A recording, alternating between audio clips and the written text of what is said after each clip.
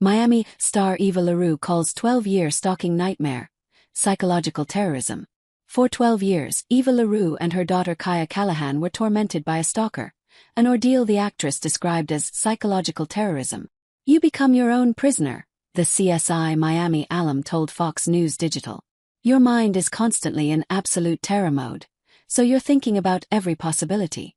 Your mind is spinning out of control. Could he be in the back seat of my car? Could he be under my car? Could he follow me home from work? Did he find my daughter's school? Is he in the crowd? Is he this guy? That guy? Is he my neighbor?" "You are living in a prison of your own making," she admitted. The 58-year-old actress and her 23-year-old daughter are breaking their silence in the new Paramount Plus docuseries, My Nightmare Stalker: The Eva LaRue Story. The star said she's sharing her story to shine a light on what she calls an epidemic of stalking, a threat far more widespread than many realize. According to the Stalking Prevention, Awareness and Resource Center, SPARC, an estimated 13.5 million people in the U.S. are stalked each year, with 1 in 3 women and 1 in 6 men experiencing stalking at some point in their lives. In 2007, LaRue received a chilling letter through her manager and publicist. It was signed Freddy Krueger, referring to the fictional serial killer from the Nightmare on Elm Street films. Inside were graphic, detailed threats of rape, torture and murder. The letters didn't stop coming. One arrived at her home with the familiar scrawl. It read, "I have finally found you."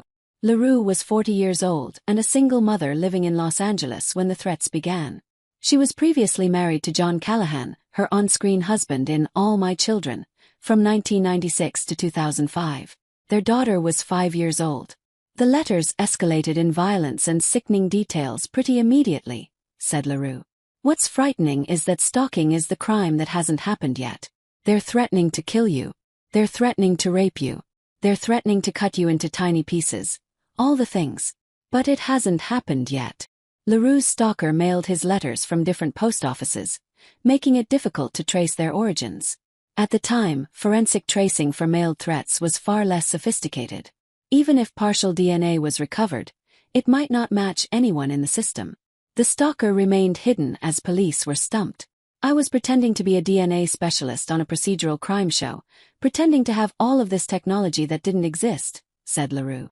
This stalker was not in a national database. For criminals who have committed a felony, you have to have either raped or murdered somebody to have your DNA taken. But if you didn't have any felonious priors, then you weren't going to be in the system. So he was always evading capture, evading being identified. And so, there was no way for the cops or the FBI to come guns blazing because there was no way to identify him. There were moments when LaRue experienced a lovely sense of security.